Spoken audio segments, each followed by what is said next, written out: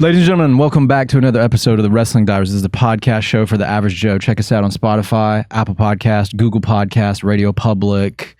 There's like a bunch of other ones I always forget. I always say I'm going to like have like a piece of paper reading them off, but I'm never going to do that. I'm just going to say I'm going to do it, but I'm not going to do it. If you watch the video content, go to YouTube, like, share, comment, and subscribe. Hit the notification bell right there for more content we release once a week. Struggle is manhood, womanhood, some kind of hood from the hood, right? I have a return guest here, back by popular demand. The lean, mean, kettlebell swinging queen, Rain Kennedy. I'm gonna go crazy. So legitimately, I said that, but I do have you back on here by popular demand. Really? Legit. So that's shocking. Out of like all the guests I've had, you were one of the ones that I got the most feedback on from people. Like there's been other guests on here I've gotten good amounts of feedback, but you, I think, were like, I've had like a celebrity, a legitimate like C-list celebrity from California on the show, and like more people like asked about you, talked about you to me than even that guy, you know. And he's like an ex-world champion, and he does like kung fu movies. Yeah. I'm blown away. Yeah. That's amazing. And so I was like, you know, I got to get her back on here. Even to this day, like from when we had the first podcast, which was, when was that? Like February, March? Do you remember? It was like January, February. Yeah, it was dark like, and cold. It was towards the beginning of this year. You know, I had a lot of people, and most of them were girls. But they were like, oh, she's just so inspirational, and I love her voice, and she's making me want to go do this or go work out or blah, blah, blah. And even to this day, sometimes I'll hear like somebody, like a friend of mine will be like, oh yeah, are you ever going to have that, like that, what was her name? She had like the raspy voice. I was like, Rain. It's like, yeah, you ever going to have Rain on the show again? She was really great. And so I was like, oh, so I guess this is a sign I should have Rain back on again. That's so cool. That's so inspiring to me. That's wonderful to hear. You're also on a short list of people that I've had as return guests. Obviously I can't always like have everybody on here again, just to kind of pick and choose and what happens. I'm saying this for some people, if they're listening, they're like, oh wait, you didn't ask me, you must not like me enough. Maybe. or maybe you just need to get cooler. Or maybe or maybe you just have to be cooler. But I just haven't got around to it. But you, out of all the return guests, are the one that came back in the closest proximity of time. Because most of the other return guests, a lot of them were from season 1. So it's been like over a year or half a year at the most. But you, it's been like, that's what? Well, maybe it has been like. If it's been about 6 months, yeah. Oh, okay, never mind. Yeah, 6 or 7. Never mind that you're not special. I'm kidding. I am special. I'm kidding. I'm glad going to go back to where you were gassing me up before. I like that better. I'm so glad that you decided to come back on the show again. Me too. Rain Kennedy. Me so, too. Rain, give us all an update. You started a podcast with the Wheelhouse that you train at? Yep. With my gym. We've had a podcast that's going really well. We're shooting an episode this week that I'm really excited about. It's been really awesome. We actually got to share my boss's story, which I'm totally going to plug it. Go check out that episode of Wheelhouse Radio. It talks about his family's escape, and it was just really cool. Escape? Yeah, okay. What episode is this on? Maybe episode 13, but I'm not 100% sure. They all have like a synopsis on them, I'm assuming. Yeah, they do. Okay. And so this is Lewin's story, and it's really awesome. Very inspiring. If you want to be inspired, definitely Can you give a quick summary of what you mean though by that? Yeah. So like his dad was a captain in the Vietnam War. He was on our side, so lost, ended up being a prisoner of war. Mm-hmm. And it kind of just details his dad and his mom and because Lewin was 4 when they came over, their crazy escape over to America. And it's, like I'm telling you, it's nuts. It's a whole adventure story. Like someone needs to make a movie out of this. Yeah. Now he's American, correct? Yeah, naturalized. He's grown up here, but he was born over there. Yeah. Okay. So then he's Vietnamese. By blood, yes. Okay, right. And watch me have gotten this wrong. I need to talk to this guy because, I'm half Vietnamese. My mom is from Vietnam. That's awesome. And she was in the military, the Southern military that was fighting against the VC. Yep. And then she met her husband, who was, I think, a Marine. And then they got married. And then she came to the United States. That's awesome. Yeah. That's wonderful. I gotta meet this. I gotta meet this guy You so do. we can talk about our Vietnamese heritages. Yeah, I love Except these he has stories. more than I do because he was over there. I was born and bred here. It doesn't Good old matter. red-blooded It's not American more boy. or better. It's just different. You'll have different lenses and different views. So, I mean, yeah, like he's going to have a totally different perspective than you are. And that would be really cool to have that shared. So is this guy the owner of the Wheelhouse gym that you work at? Yep. Taught me how to coach. Really cool dude. Nice. Yeah. I love that. Yeah. So, I've listened to like a couple of episodes. So it's like you guys basically, there's like 3 people on there, I think. Right? Sort of. So it's Lewin, it's his show, right? And then I'm a coach there, so I'm around a lot. So I kind of default to being on it sometimes. But really what it is it's an opportunity to get to know all of the members of our community. Because the gym is first and foremost a fitness place. Of course, that's why you go there. Mm-hmm. But that's also, it is your community. It's where you find people. And what we're trying to do is get everyone's stories out there, because the more you know about people, the more you can truly connect to them. And I fully believe, and I think Lewin does too, that connection is kind of that opposite of depression or feeling lonely or feeling maybe like you're not included. So if we can do our part to get people's stories out there and get them in with each other, that's kind of the goal. And it's really awesome. That's really cool. Yeah. Now, the last time you were on the show too, you were already talking about how you were going to do a podcast for the place that you're working on, the Wheelhouse. Yes. And you were also talking about you were going to start your own personal podcast. Yes. What's up with that? Okay, so I'm so glad you asked. So this podcast has been a dream baby of mine for probably 3 years ago. A friend of mine gave me permission. He was like, "You should have a podcast." I was like, "You're right. I should have a podcast." Gave you permission. I love that. But the journey over the past few years has been trying to figure out exactly what is my voice? What is it that I'm here to share? Like, what is that angle? And that's been something that as a perfectionist has been really hard for me to kind of take the first bite of, because in my head, in order to roll something out, it should be perfect. It should be polished. It should be done. Sure. And I've been freaking out because I don't know what that looks like. And so I've been all in my head. But since I spoke with you, I've actually ordered all of my equipment. It's sitting in my loft right now. I actually have an appointment. Lewin's coming over on Tuesday to help me get it set up and get all of the hardware set up so I can start talking to people. Dude, so that it's is on so its way. It's freaking almost awesome. here. So is your format of your podcast going to be you having guests like I do, or are you just going to be talking about certain subjects in life, or maybe a culmination of both? Yeah, it's a great question. I'm thinking it's going to be a combination of both. We'll see what happens as it rolls out. So I think in my mind, what's making sense now is to go ahead and get a good amount of content out there, or done and recorded before I put it out there. Right. And I think it's going to be one of those, we'll kind of see what it's supposed to look like from what I'm able to create within, let's say, this next 6-month time frame. So I feel like it's definitely going to be, it's Real Talk is the name of it. Real Talk, Rain or Shine. Real Talk. Yeah. Rain or shine. Nice. Yeah. Because it doesn't matter what's going on, rain or shine. I'm going to show up and I'm going to give you the real stuff. Okay. And what it is it's conversations and thoughts with real people about real life and just learning how to be real humans again. Okay. Because we've kind of got all up in this, I don't know, rat race world, and we've forgotten what it feels like to ground and to just be human, and all the important things like laughing and putting your toes in the ocean and smelling the flowers. Letting our hair down, getting into your inner child, things like that. Things that I feel like are very important that we've kind of put on the back burners in our lives. Very much. Yeah. Very much. Are you gonna invite me to be on your show? Of course. Are you sure? All right. Yeah. Matt, so we got this recorded. She just said it. She's inviting me on the show. So if she doesn't, I'm not your friend anymore. No, and I was thinking about that on the way here. It's like I still am just truly blown away by your ability to create and to show up and to bring people together. And I think that's awesome, Mitchell. Of course, I'm going to have you on my podcast. Yay! I'm so happy. Now, Matt, on the other hand, I don't. You what about Matt? You're definitely going to have to be on it too. Maybe.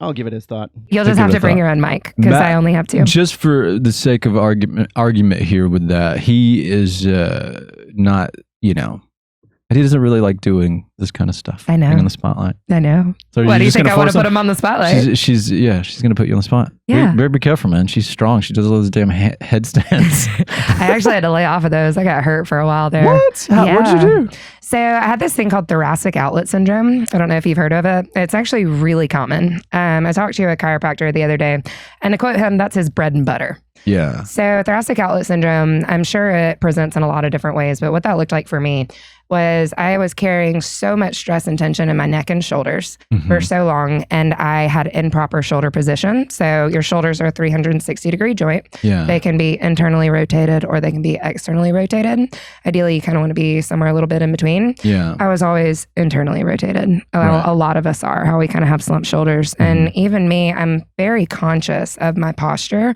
but the actual joints in my body wouldn't allow me to get into that position. Yeah. So having improper positioning, which could have caused me some problems, I piled on top of that a lot of really heavy weight and a lot of really heavy reps and doing things overhead with improper shoulder position. Yeah. Because I'm kind of a freakazoid in my shoulders. They look really hyperflexible. So it looked good and I thought it felt fine, but I was doing things in the wrong way. So all the muscles in my neck got really inflamed and they ended up sitting on my nerves. Yeesh. And so I had nerve pain like crazy. And onset was back in March. I'm only just now getting to where I can do very light workouts. I'm still not lifting weights overhead. Like whereas before I was doing things with 35-pound dumbbells. I'm now doing things with 10-pound dumbbells, and that's really hard for me at the moment. So I've had to take a huge step back. But for the first 6 weeks that I had it after the acute onset, I didn't sleep for more than an hour and 15 minutes at a time. Louise. Yeah, because as I was walking around, I could keep everything up off the nerves. But then as soon as I would relax and fall asleep, everything would lay down and it would just light me up. And it was pain 24/7 and nothing would touch it. My God. Yeah. So haven't been on headstands for a while. Not allowed to. My shoulders still like that position. So because I imagine there's a lot, I've seen, because you're talking about the external rotation of the shoulder, there's like there's therapies you can do to like rotate the shoulders. Yeah. Like exercises Absolutely. and stretches and stuff like that. Are you doing that? Yeah, I am. And so there's different tracks of treating TOS. I don't have health insurance. Well, I do now. I got it on the first. Thanks, Mom. But Thank you, I didn't. Mom. She's the best.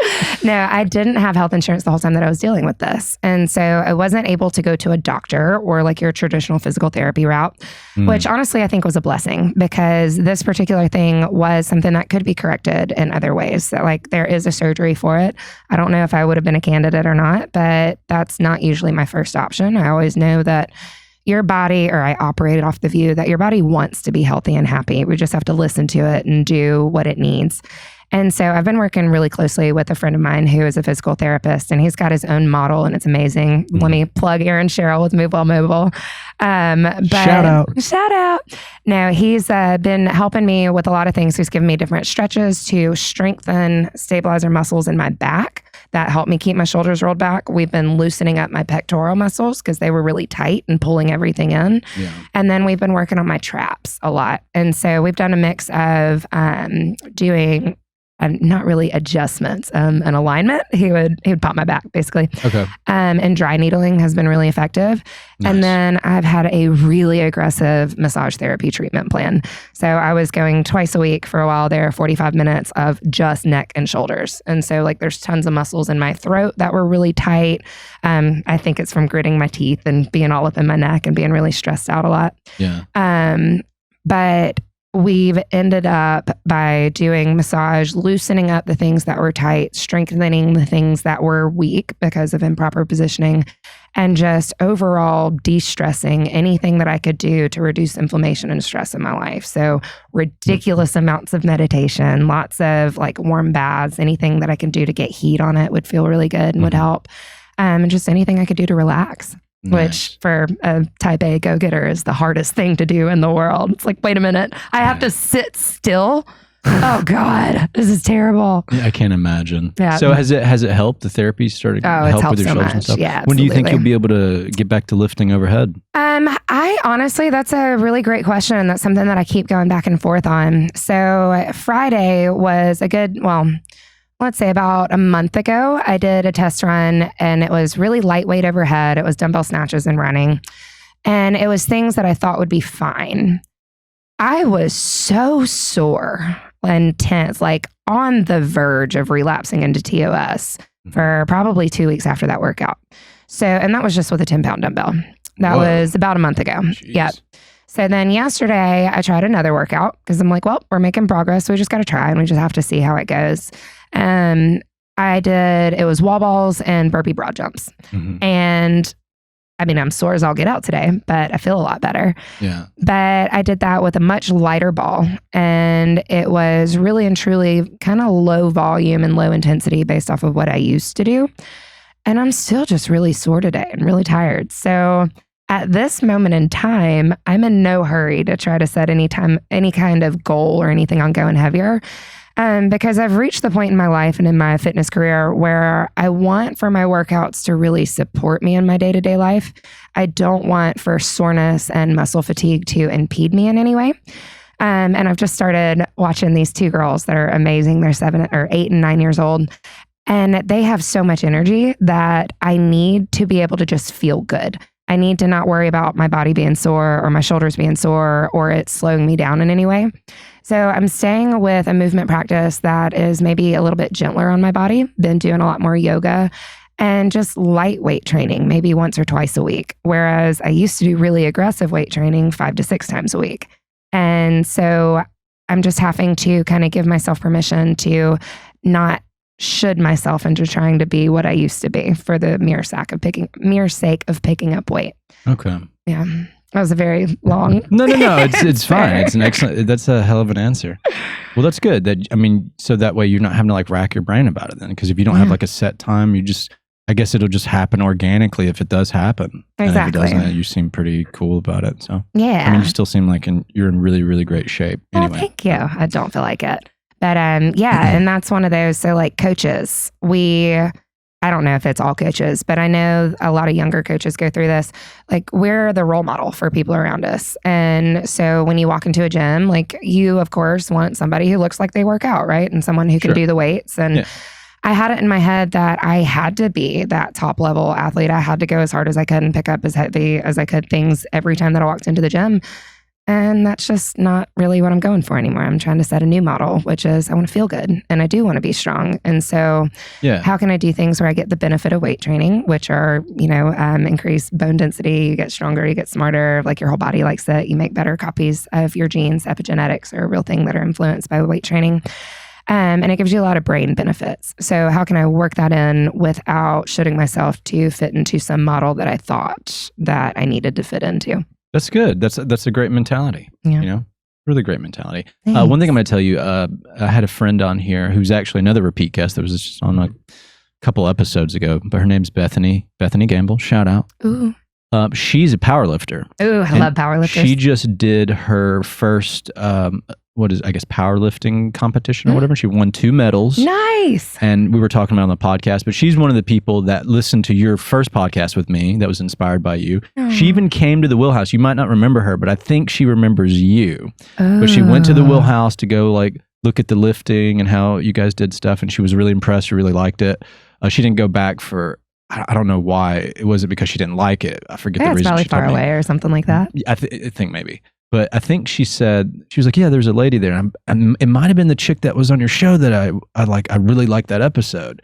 And I was like, was she blonde and very bubbly and like energetic? She's like, yeah, I think that was her. I was like, yeah, her name's Rain. She was like, yeah, I think that was her. She probably doesn't remember me because I'm sure she gets a lot of people. She's like, but that chick is awesome. Oh, that's so cool. Yeah, now I'm going to have to go stalk her. This is going to bother me. When I see her face, I'll be like, yep, I know that. Yeah, I'll give you her info after the show's over. But congrats, Bethany. That's awesome. 2 medals. That's wonderful. She wants to prepare for Masters or something that's coming up early next year. Nice. So she's going to work on her lifting and her strength and get her diet better and stuff like that, I guess. But yeah. I love that. So she was another one. And we were just talking about you. And I was like, man, this is another person. And then it's on the show. I was like, I got to get Rain back on here just for the sake of to make all these people happy. I love it. And to make me happy. I like talking to you. You're I great. love talking. Let's do it. No, not you. No, not me. There's no way. So what else you got going on? Anything else new that's developed since the last time you were on here? Yeah. Actually, many things. I texted you a couple weeks or a month or so after. We still kept up a little bit after you were on the first episode you were on here. And I think you were telling me you had gotten back into baking and stuff again. Are you still in that, or did you get back out of it, or like what's going on? Gosh, my relationship with baking, God, that's the ex that won't leave me alone. Right? On and off again? On and off again. So with baking, I will do it because it's one of those skills that I have. I don't get a whole lot of joy from doing baking for orders. So I don't really do that anymore. Gotcha. If I do, I have a pretty high order minimum. So it's going to cost you a good little bit to get me out of bed to bake. I see. Then I like it. If you pay me a lot for things, I tend to like them a lot more. But no, so I have that as one of those kind of streams of income, as one of those ways to support myself. But I have taken the pressure off of having to do it by setting those boundaries for myself. And so I had to be real with myself and say, what is that number that will make me enjoy doing this? Because I'm at a point in my life where I just don't do things I don't want to do anymore. I just don't. It's a hard no for me. You absolutely shouldn't. Yeah, and I'm not going to. I see so many people all day when I'm out in public. They hate, especially with work, right? Yeah. They're just like I see that person that's like at McDonald's. Yeah. Not that I eat McDonald's, but I have in the past, and I've seen, they're taking your order, and you just clearly can tell that they hate what they're doing, and they don't want to be there. And I'm just like, why are you here? Don't be here. This actually happened when I was at a Subway once. I was getting a sandwich made, and the girl was like, "What do you want next?" She's literally said it just like that. And I was like, nothing from you. Can I get that and this? And I'm super high maintenance. Already I'm making a sandwich, just so people know. Like, I'm very high maintenance. I'm like, let me get that and all that. And then I was like, oh, can I get some lettuce? And she was like huffing and puffing. And finally, I just had to say, I was like, wow, you're really excited about being here, aren't you? And she goes, huh? Oh, no, yeah, I don't. I was like, obviously you don't like being here. I'm being sarcastic. And she was like, oh yeah, how could you tell? And I was like, really? What do you mean, how could I tell? We need to work on her self-awareness. And then she was like, yeah, I don't know, sorry. And I was like, no, you're fine. I was like, obviously you don't want to work here. Why are you here? Why are you working here? Like, you don't seem like you're even like it just a little bit. She's like, well, my parent, and then she just goes into this whole tangent. She's like, my parents are making me work this job. I have to have this job for them to pay for my college or something. And she went into this whole spiel, and I was like, okay, that's fine. You have to work, but why don't you just pick something else? Like, I was like, because if you're this miserable doing what you're doing, you shouldn't be doing it. Yeah. Absolutely shouldn't be doing it. Well, and there's like a whole ripple effect there. So like, you're self-aware. You knew that it was her, and you've got a degree of emotional intelligence. What about people who don't? And they walk in and they're having a bad day, and then she sits there and she has a bad day. Well, then we're all just giving each other more bad days. And it's nothing to do with the actual work that she's doing. It's totally related to something else. And it's her parents and issues with that. Yeah. But, and when she actually opened up to tell me that, like, she kind of changed. Her attitude kind of changed, and she was telling me intimate. I don't know this girl. She was at Subway, but she's giving me intimate detail, and I could see like a release. And then like, but that's just me. Like, I'm like you said, I'm self-aware of things, and sometimes I just have to point things out. Also, too, so many people I see in life too, they walk around just wearing this veil of bullshit. Yep. And I like, my theory and unprofessional opinion on it is they do this because they don't have people in their life that love them enough to call them out on their bullshit. Yeah. So they walk around wearing this mask and this veil that stinks to all high heaven. Yeah. And nobody's telling them about it. I, on the other hand, I can't, like, that's why, like, I've gotten so many fights with like my close friends, because I just tell it like it is and stuff, and I'm opinionated about it, and I'm like, but I'll even do this with strangers sometimes, and that girl was a perfect example. My point is that she was really sweet and open after I talked to her, and if I would have been somebody else, like you were talking about, I would just be like, oh, I would have walked in that stupid, I can't believe her, and just like, cussing her out, and she's a piece of crap, not thinking about like, oh, she's just this kid, it's this weird spot, and she doesn't know what she wants to do, and she feels pressured by her parents, and she's never had somebody just say, hey, you're miserable doing this, do something else. Yeah. And because at the end of that, I forgot to say, she goes, oh, maybe I guess maybe you're right, you made a good point, thanks. And that, and it's just that simple sometimes. Yeah. Just, you're not a tree, move. Yeah. Opening your mouth and just like talking to somebody. That's that just connection, man, that I was talking about. That's connecting to people. Just me like staying quiet and just be like, man, I hate this person. Oh, yeah. Huffing and puffing. They shouldn't be working here and they're making my sandwich. Oh, dude, when I find sour grapes like that, I'm like, ooh, I'm going to make you laugh. I'm going to do something to ruin your day and make you happy, whether you like it or not. Yeah, hack their system. Yeah, that's where all the dad jokes come in, man. I've always got a handful of them ready to go. Tell the dad joke that you told before we started recording. I would love to. Go ahead. How do you know if a joke is a dad joke or not? I don't know, Rain. How do you know? You just know. It's apparent. Oh, my God. Matt, you want to put in the drum beat? I love that one. That's so good. That's great. Yeah, it's funny because it's done in an ironic way, right? Yeah, and it's just so dumb, and it's at no one's expense. It's it's just like, it's a free laugh. It's like when I've tried to like hit on girls in the past, and I've done the like, hey, are you from Tennessee? You're the only 10 I see. But I'm not saying, like, some guys would say that like completely serious, right? Like, yeah. Are you from Tennessee? And they're like, oh no, I'm from blah blah blah. Like, oh well, you're the only 10 I see. Dude, dimples. Okay. But I say it like, I'm like, hey, you must be from 10 I see. Because you're only 10 I see. And I say it ironically. Absolutely. And that's why they're like, oh my God, you're so stupid and funny. See, I always say it with mic drop. I just drop it and walk away. So what else you got going on? Anything else? Anything new? Besides, so I've been trying to, so with the podcast, I've been looking for more ways to find inspiration. And what I'm learning is inspiration doesn't necessarily come in the forms that you think it is.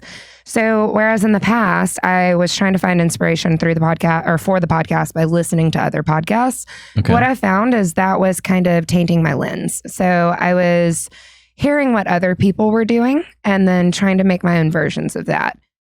Just inherently, that's what humans do. We copy. That's why we talk and walk and do all the things, because we've seen someone else do it. That's what keeps us going. It's a serious form of flattery. It is. And I mean, if it's new, it doesn't have to, or if it's true, it doesn't have to be new, right? Like as long as it holds true. Sure. But what I found is what's been driving me forward is getting to know myself better and doing the things that really light me up and make me happy, which, as simple as it sounds, are the things that I loved doing when I was a kid. So I've been doing more things like writing and reading and listening to music, singing at the top of my lungs. You'll ask my mom, I've been a singer since the day I was born. It's like, no, I knew words and I sing. Well, who knows? I'm not going to judge that. But I've been doing those things, and I've been painting, and I've been sewing. I bought a typewriter because, so much fun. But I bought a guitar. Okay. And I always tell people, they're like, can you play any instruments? I'm like, yeah, man, I play a mean iPod. That's about it. Nice. I'm a singer. I'm not a musician. And even then, just singing in my free time. But my mom bought me a ukulele. Okay. Years ago. And it was a dark time in my life. And I think she knew that I needed something like that to kind of bring my light back and to make me happy again. Mm-hmm. And she got me a ukulele because they're really easy to learn, right? Well, I don't know if you've picked this up about me or not yet, but I don't do the easy thing. I go big or I go home. So I've had it in my head that I want to learn how to play this ukulele for probably about 6 months now. Mm-hmm. And of course, I finally decided to get serious about it. And I'm asking all my friends that are musicians. And of course, they give me the wisdom that if you ever are thinking about learning how to play guitar ever in your life, which of course I am, who doesn't want to know how to play guitar, to not start with ukulele, to start with guitar, because you don't want to mess yourself up to play guitar by starting on ukulele. Right. So I went and bought a guitar and hired a guitar teacher. We're starting on Wednesday so that maybe one day I can play my ukulele. Oh my God. So we're like, I don't know, like a couple grand in on this. Great, wonderful idea. Oh my God, I love those stories so much. So that's how I practicing my guitar so I can one day play my ukulele. Yeah. That's great. Yeah. Because I just want to play my, Somewhere Over the Rainbow. Yeah. It's always been one of my favorite songs. So. Yeah. And then you got to play every song that ever had anything to do with the word rain. Oh, there's so many of them. Yeah, rain or sunshine. I love songs about sunshine, like Ain't No Sunshine or This Little Light of Mine, My Little Sunshine. Those are all my favorites. I love them. There you go. Yeah. That's really cool though. You're playing guitar. Yeah. You little rock star. I apologize in advance to all of my neighbors. I know our walls are thin. You have an electric guitar then, I'm assuming. No, she's a beautiful little acoustic guitar. She's a Colin Clark. I picked her up at oh gosh, I can't even remember the Highlands Music Store, I think, over there downtown. Oh, nice. She's beautiful. I haven't made her sing yet, but everyone that I know that I've showed her to, they just like pick her up and play her and spill all of her secrets. And I'm like, girl, you sound good. Her name's PG, pretty girl. Gotta keep it PG. I'm sure that at some point you'll be able to make her sing. Yes. You're practicing and all that. One Practice day. makes perfect. Yeah. Perfect practice makes perfect. Bad practice makes bad. Yeah. Whatever you just said. I agree. I don't even know what you said. I'm just going to do the thing. Yeah. You'll just have to go back and listen later. I'll smile and nod. That's fair. Where are you staying at now, Rain? So I just moved into a really amazing loft downtown. I'm right on Morris Avenue. Okay. Yeah. And so I don't know if we talked about this or not, but in January, I had a really tough decision to make. I love New Orleans. That city has my heart, right? And like shout out to everybody who's going through all the crazy stuff with Ida right now. Two of my best friends actually came up and stayed with me, evacuated for a little bit. Oh, so goodness. yes, and then so much love down there. But in January, I had a job that paid me plenty to get by down there, and I had a place to stay. Yeah. And I almost moved. Like I was so close. I had big conversations with myself, with my heart, lots of soul searching, and a few certain people in my life that I really trusted and respected their opinions. And what I decided was the reason that I wanted to move down there was because I felt like I didn't have inspiration in Birmingham. And so I was looking for something that I could find inside of myself, but I was looking for it outside of myself. Yeah. So instead of taking the easy way out and moving to a different city, I decided to really grit my teeth and get to know myself better and try to find that inspiration within myself here. Because for some reason, I had this wisdom that if I couldn't be inspired here, then I'm not going to find it somewhere else, and that I would always just be running and looking for it. So I stayed. And of course, like as soon as I made that decision, all these doors started opening up for me. And I moved out of where I was living over in Glen Iris, which was a beautiful neighborhood, but I moved downtown. And I moved into a loft with Nelson. I love Nelson. He's awesome. But we're right there downtown, and it feels like the central business district in New Orleans. And so Birmingham is going through a revival right now. It's growing. We've got new life coming in. It's a whole new city. Like if you hung out in Birmingham 10 years ago versus now, it's a whole different world. It really is. It just feels so much better, and it's coming back to life. And so being there downtown, feeling like it's in the central business district, I know that I'm exactly where I'm supposed to be. And I'm really excited to kind of see where all of this is going and how everything's growing. All of the bars and all the concepts and all the restaurants that are coming in are just really cool. Yeah. And I'm really excited to see where Birmingham grows. Yeah, it's funny that you're bringing this up. I had a conversation with somebody the other day, but my ex-boss, I used to work for this guy named Dr. Jason Koenig, and he lived in, I think, Crestwood down there in Birmingham. And he was always telling me, at the time, the person, one of my exes, we were thinking about getting a house, and we were looking in Helena at some like HUD homes that were really cheap and nice. And he's like, man, you cannot move to freaking Helena. Nothing against Helena. It's a beautiful town. Yeah, it's gorgeous. It's like one of the top 5 places to live in the U.S. That's true. Yeah, that's very true. But he's like, man, you've got to get to Birmingham. He's like, you're still really young and ambitious, and you got your whole life ahead of you, and you're trying to create something for yourself. He's like, you got to go to Birmingham, man. He's like, trust me, I'm telling you. He's like, right now it's on the up and up. Yep. The economy's growing. There's going to be more businesses and more opportunities out there. He's like, that's where you got to go. Yeah. And we didn't. He was right, man. He was right. And so like I look at it now and I see the boomingness of Birmingham. I'm like, wow. I mean, he was absolutely on the money about that. But I've actually been flirting around with the idea of potentially looking at some places out in Avondale. Yep. Around that area, you know. I might encourage Crestwood more. I don't know why. I'm not a realtor, but something's telling me to tell you Crestwood. Oh, yeah? Yeah. Well, yeah. I'll have to take a look at all that. But I feel like with what I'm doing with the podcast and as it's growing and stuff like that, me being in that area would be a really great market too for my creative projects and helping to explore and explode, you know, what I'm trying to do here. Yeah. And so, yeah, I'm just kind of looking around. Nothing concrete right now. I'm just like flirting around with those ideas. But yeah, Crestwood is something I definitely would look into too. There's it's really beautiful in that area. It's beautiful. There's a lot of wisdom there. Yeah. and it's close to all these really awesome things. Like the economy is just booming down there, and it's doing good. Craft beers, like it's our time, man. Super big thing too. We gotta redeem Birmingham. It's got such a spotted history, you know. Like, definitely. There's so much darkness in Birmingham. So yeah, it's time to breathe light back into that. Yeah, we've got some really amazing people here, and I think that all those ideas are coming through, and it's really cool to see. Yeah, I agree. Yeah. I agree 100%. So yeah, maybe we'll see each other in passing. You can come over to the loft. Yeah. Well, I'm doing the podcast. Yeah, for real. No, you should come see it. It's got quite a vibe. It's amazing. Heck yeah, I'd love to. Yeah.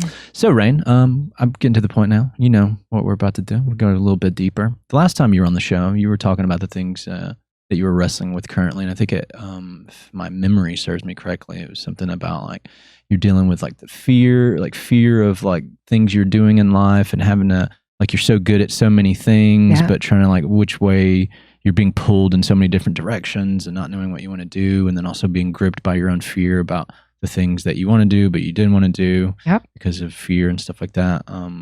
Is that still a thing now? Or for sure. Every day. Is there anything else new that you may be wrestling with? I know that's not necessarily a great thing, right? But I guess some things come into your life, even bad. And it's a new challenge, a new opponent to battle with. So what are you wrestling with, Rain Kennedy? Yeah, so I think I've just have this view of the world of the universe is a benevolent place. So I've had to kind of change my mindset. Nothing is opposing me. There are no challenges for me. Or not challenges. Nothing is bad. Nothing is coming to get me. Like I don't have to protect myself or do anything like that. I can be open because the world is good.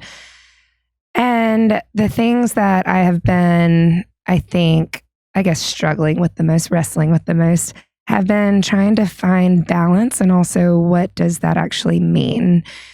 And honestly, giving myself permission to do a lot less. And so as a kind of like type A perfectionist, having this fear of not being enough and feeling like my worth is based off of what I can do and what I can produce, resting and slowing down has been a really tough lesson for me.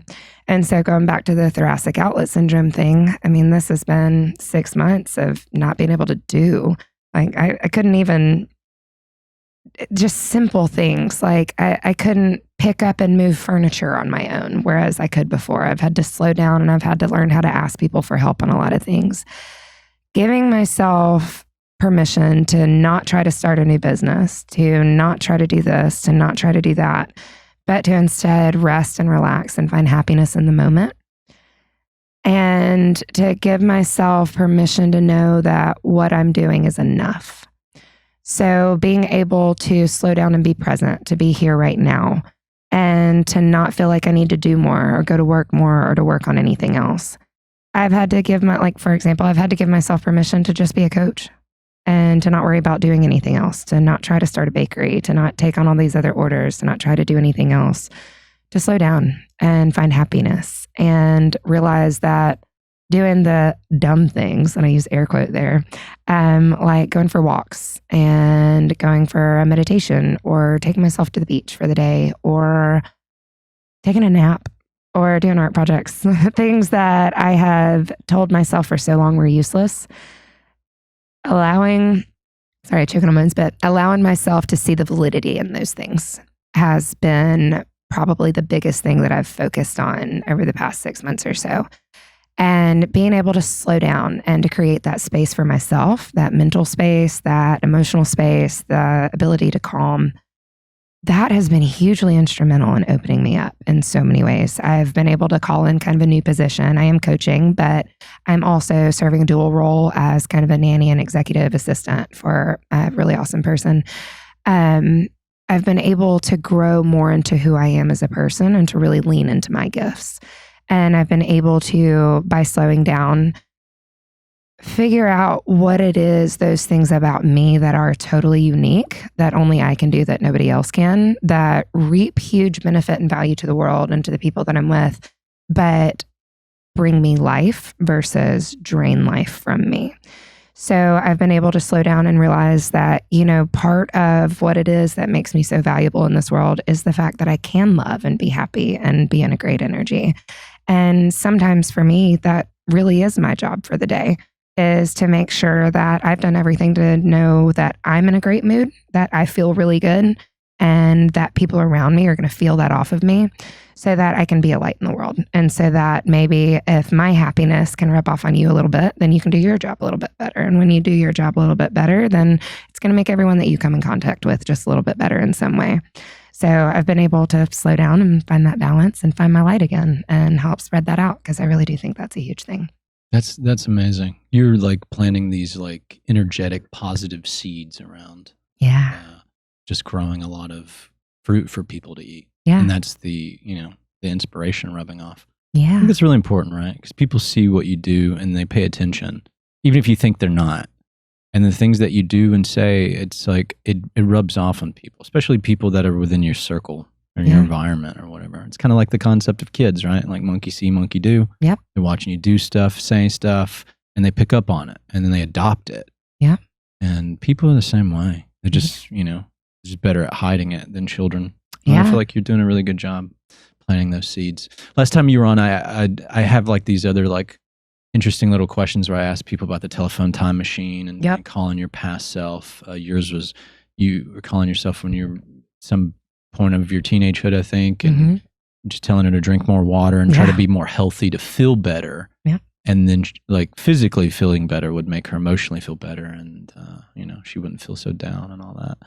And then I ask about legacy, but now I have 2 new questions I like to ask. And they go like this. So the first part of the question is, what is one of the, if not the saddest moment in your life?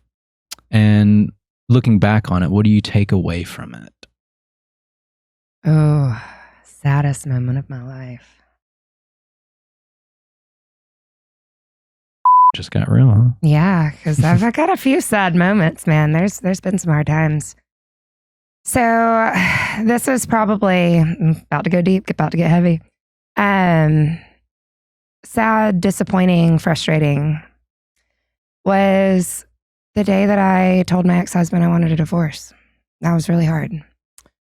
Because to me, I mean, we were together forever, 13 years. Yeah. That was me admitting failure and that I wasn't enough for him and that he wasn't enough for me. And that was really hard. I would have to say that that's definitely one of the hardest moments of my life. Yeah. Everything else I can always makes, like death is, that's easy for me to grapple with. I'm like, yeah, you've moved on. I know where things are. You've had your life. You had your lessons. Yeah. You chose that. Maybe not right now, but you did at some point. With that and ending that relationship, that was admitting failure. That was admitting defeat. And I see it differently now. Now I see it as that was exactly what we needed to do. We gave each other permission to move on, to grow into what we needed to be. And now I know that it's nothing wrong with me or anything wrong with him. We just weren't compatible. It's like, I mean, I'm a circle, he's a square. It didn't fit. Yeah. Circles are great. Squares are great. Right. But if you judge a square on its ability to be a circle, then it's always going to feel like a failure, right? And so now I know that separating was the best thing that we could have done, because we did learn a ton from each other. At least I know I learned a ton from him. But in that moment, admitting defeat was really hard, and not knowing where it was going, not knowing if there was going to be anybody else, or, if it was going to get better. Because I think that's what holds a lot of people into relationships maybe they don't want to be in, is being afraid that something better is not going to come along. That's where good's the enemy of great. And like, we had a good relationship, but it wasn't great. And I had to really let go and trust that I was making the right decision. And that was just really, really hard. We're all afraid of being held accountable for our decisions. And that was a decision that I had a lot to be held accountable for. Yeah. Yeah. It's terrifying. Wow. Yeah. That is heavy. Yeah. All right. Other part of the question. What is one of the happiest moments up to this point in your life that you remember that you experienced? And when you look back on that, what do you take away from it? God, there's been so many amazing happy moments here lately. Over the past year, it's been nothing but really amazing things. So I have this huge like imposter syndrome. I think a lot of us do. And I think I've always known that I'm meant to be a leader, a light, an inspiration, a role model. I think on social media, they call it an influencer now. Mm-hmm. I think I've always known that. But when you're always afraid of letting people down, it's hard to admit to yourself that you want something. I've recently, and it was like a total meta moment, I was deep in meditation. I realized and I saw the potential of who I could be and what I was born to be and what I'm here to do. And that was one of the deepest, like felt it in my soul, just pure joy, love, and gratitude of, no, this is who I'm supposed to be. This is what I'm supposed to do. And no, we're not there yet. I'm still working on it, still growing. I probably sound a little bit delusional, and that's okay. But being able to feel that and to feel supported and to know that, yeah, I'm here to be a light and that's my job. I'm supposed to influence. I'm supposed to inspire and support. And giving myself permission to trust myself to do that well is probably the happiest moment that I've had in a long time. Wow. Yeah. Amen. Roll Tide. Worried. Oh, no. no, I'm just kidding. Okay, you're off the podcast. You're not coming on. No, I'm actually an Alabama fan, but I Okay. like to mix I like to stir the nest. Oh, always. That was great. That was really, thank you for sharing that stuff too. Yeah. You know, I know it's very deep, intimate things for you. And I got a ball of anxiety right here, right now. I'm like, that was, y'all are seeing my soul. I don't like that. Hey, man, it's the Wrestling Diaries. Yeah. That's what it is. I was, my guest that I had on yesterday, we were talking about, she was talking about how she's getting back into writing. She loves to like journal and stuff. And I was like, yeah. I'm always preaching to people about writing things down, no matter what. It could be silly, it could be dark, it could be sinister, it could be just ridiculous, not make any sense. It doesn't matter. Just write it down. Yeah. Because whatever you're feeling on the inside, you can anchor those feelings into real life, and it's on paper. And there's just something about it specifically, just something about writing. Words physically are powerful. writing. Yeah. Something down.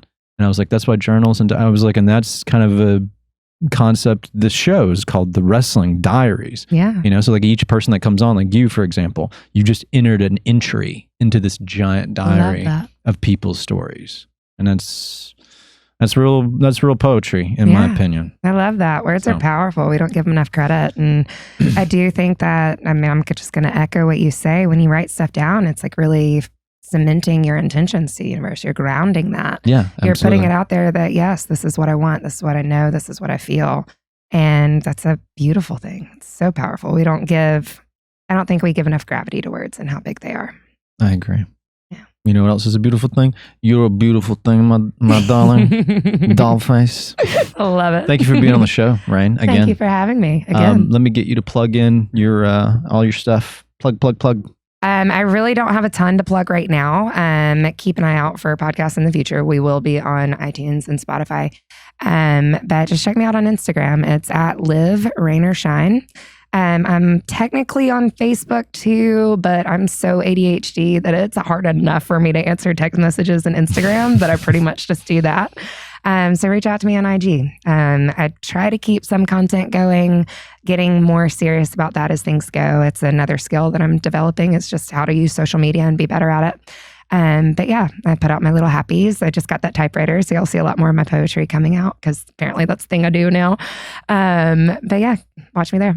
That's it. You're doing the poetry. You should send me some stuff in because we do the spoken word sessions on this. Yeah. On the Wrestling Diaries, and can recite, or you can recite your own poetry. It doesn't matter. Usually I just leave it open for people that are shy and don't want to like do this and they want their words. If you need help reading, I'll come read.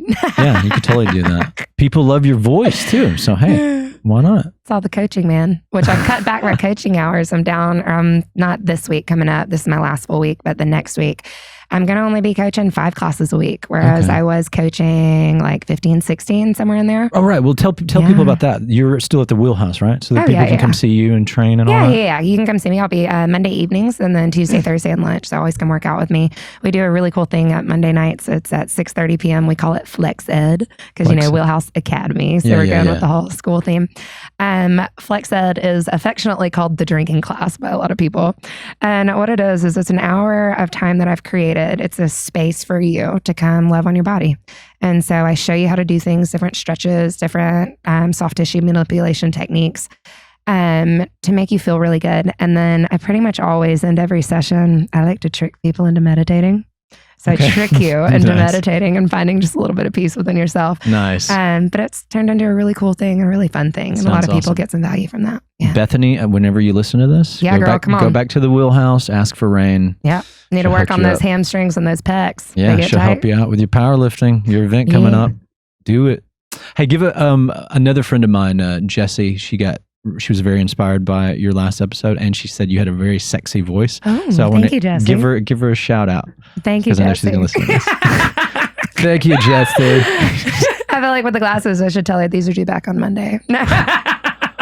High five, lady. Thanks again for being on the show. Thanks. Had a great time. Ladies and gentlemen, thank you for tuning in to another episode. Rain Kennedy coming back to inspire us to just get up and get off our asses and just get out there in the world like a little lightning bug and light our way up. To live, rain or shine. Yeah, live, rain or shine. Look at that. Pun.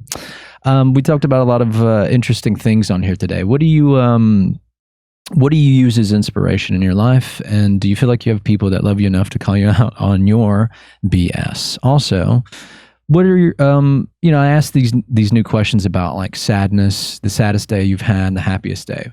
What, if you're listening to this right now, what would you say like your saddest day was? And what did you take away from it?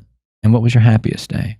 And what would you take away from that? I think these are some really interesting questions. It helps challenge you as a person. You challenge your own psyche. It makes you better. You evolve, right? I hope you enjoyed today's episode with Rain. I did. She's always a wonderful, wonderful guest to have on. Very inspiring and energetic. Tune in again for when we do this. I hope everybody enjoys what we're doing here. And if you do, then tell people about us. Write a review. We're on Apple Podcasts and Spotify. And we're also on YouTube for the video content. So you can see all these pretty faces. And like, share, comment, subscribe, and all that jazz. Tell me, what do you wrestle with and how can you beat it? One love.